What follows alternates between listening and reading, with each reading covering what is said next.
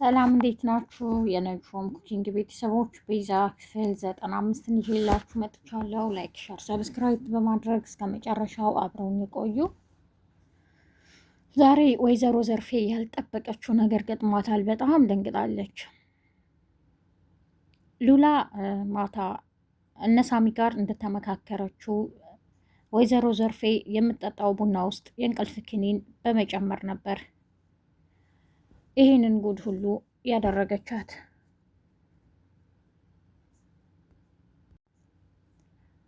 ቲጂ ጋ ስትጨቃጨቅ ነበር። እባክሽን ቡና ፈልጋለሁ አንጭልኝ እያለች ሉላ ይህን ስለሰማች ቀድማ ሂዳ ቡና ውስጥ የእንቅልፍ ኪኒን ታደርግበታለች።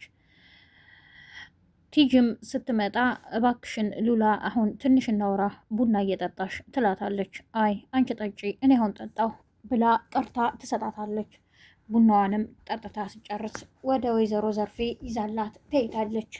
ወይዘሮ ዘርፌም ተኝታ ምንም የተፈጠረው ልታውቅ አልቻለችም። ድንገት ነበር ሉላ እሪ ትላለች። ሌሊት እንዴ ምንድነው ይሄ ሁሉ ጩኸት በማለት ደንግጣ ተነስታ ወደ መታጠቢያ ቤት የሄደችው ያንን የተፈጠረውንና ይሄ ሰውዬ እንዴት እንደዚህ ሊሆን ቻለ ትላለች። በጣም ትደነግጣለች። ምንድን ነው ትላለች። ወይዘሮ ዘርፌ ትንሽ ተጠራጥራለች።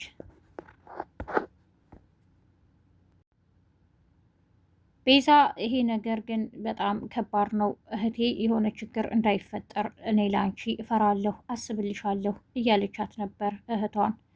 እኔ ነገሮች ወዴት እንደሄዱ አላውቅም፣ በቃ ግን ተስፋ ወደ መቁረጥ ደረጃ ደርሻለሁ። እኔ እንጃ በቃ ያሰብናቸው ሳይሆን ያላሰብናቸው እየሆነ ነው። ንብረቱ ወደኛ እናስመልሳለን ስንል ጭራሽ ወደ አላሰብነው መንገድ እየሄደ ነው። ሳሚ ድምፁን በመቀየር ወደ እነ ወይዘሮ ዘርፌ ጋር በመደወል እኔ ምልሽ እኔ እኮ ነግሬሻለሁ፣ ማንነቴንም ባለፈው ነግሬሻለሁ። ጓደኛዬን በጣም ነው የምንፈልገው። ባለፈው አንቺ መኪና ውስጥ እንደተገኘ አውቀናል። አሁን ደግሞ ቤትሽ ውስጥ ነው እያለ ያስጨንቃታል። በጣም ትደነግጣለች። አንተ ሰውዬ፣ አንተ በቅዠት ነው የምታወራው፣ በህልምህ ነው ምንድን ነው ትላለች ወይዘሮ ዘርፌ። እሷም ስለደነገጠች ሉላ እኔ ነቅቻለሁ አይደል ትላታለች። አንቺ ስልኩን ማን ነው የሚያስጨንቅሽ? በማለት ሉላ ትቀበላለች። አዎ ነገሮችን እንደዚህ እያስኬርን ነው ይላታል። ሉላም ሲሬሱና ታወራለች። አንተ ሰውዬ ከኛ ምንድን ነው የምትፈልገው? ደግሞ ምን አደረግን እኛ? ከፈለክ ፖሊስ ማምጣት ትችላለህ ትላለች። በዚህ ጊዜ ነበር ወይዘሮ ዘርፌ ትደነግጣለች። የምን ፖሊስ ነው የምታወሪው? እንደዚህ አይባልም፣ ቆይ ተረጋጊ ትላታለች። ቲጂም በጣም ግራ ገብቷታል። ይሄ ነገር እንዴት ሊሆን ቻለ ትላለች። ወይዘሮ ዘርፌ ቲጂን ትጠራጠራለች። ሉላን አሁን አልተጠራጠረችም። ትናንት ያፈላሹ ቡና ምንድን ነው የጨመርሽበት? ሰው እንዴት ራሱን ይስታል? እንዴት ደንዝዞ ይሄ ሁሉ እስከሚፈጠር ይተኛል? ትላታለች። ቲጂ እኔ ምንም ያደረኩን ነገር የለም፣ ግን አሁን ከኔ ጋር ባትሳፈጪ ጥሩ ነው፣ ምክንያቱም ወንጀለኛ ነሽ እያለች ታስፈራራታለች። እና ደግሞ ትናንትናም ሰሞኑን የዚህን ሰውዬ ዜና ነበር ስታይ የነበረው፣ ለካ ወንጀለኛ ስለሆንሽ ነው ትላታለች። ወይዘሮ ዘርፌ በጣም ትደነግጣለች። እኔ ምንም የማውቀው ነገር የለም፣ እንዴት እንደተፈጠረ አላውቅም፣ አንቺ ልትሆኚ ትችያለሽ ይህን ያደረግሽው በማለት ትጮኻለች። እማታለሁም ትላለች። አሁን ግን አርፈሽ ብትቀመጪ ይሻልሻል፣ ይህን ወንጀል ሁሉ ተሸክመሽ እያለች ቲጂ ታስፈራራታለች። ሉሲና ቤዛ ቁጭ ብለው በጣም ተጨንቀዋል። እነዚህ ልጆች የት ሄደው ነው የጠፉብን?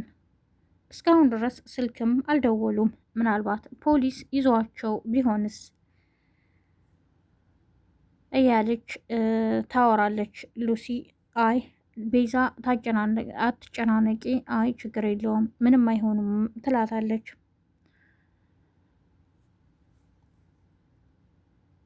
ሳሚና ሱራፌል ስራቸውን እየሰሩ ነው። ሳሚ በተለይ ድምፁን ቀይሮ ወይዘሮ ዘርፌን በቃ እያስጨነቃት ነው። ወይዘሮ ዘርፌ በማታውቀው ነገር አሁን ችግር ውስጥ ትገባለች። የዚህን ጊዜ ያው ንብረታቸውን ለማስመለስ ያስተጠቀሙበት መንገድ ነው። ይሳካላቸዋል አይሳካላቸውም አብረን የምናይ ይሆናል። ዶክተሩ ሚስቱ መታ አሁን ስለተፈጠረው ችግር በጣም ግራ ገብቶታል። ከስንት ጊዜ በኋላ ይሄ ነገር ይፈጠራል ብዬ አላሰብኩም እና ደግሞ አሁን ምንድን ነው የምትፈልጊው እያለ እሷን ያጨናንቃታል። እሷ ምንም የምትፋታው አይነት ሴት አይደለችም። ወይዘሮ ዘርፌ ፖሊሶች እዚህ መምጣት የለባቸውም እንዴ እያለች ሉላን ትነግራታለች። እና ታዲያ ምንድን ነው ማድረግ ያለብን? ባልሰራ ነው ስራም ባልሰራ ነው እንዲህ መሆን የለበትም እያለች ሉላም አውቃ ታረጋጋታለች። ቲጂን ከዚህ ጥፊልኝ ላይሽ አልፈልግም በማለት ቲጂን ታባራታለች።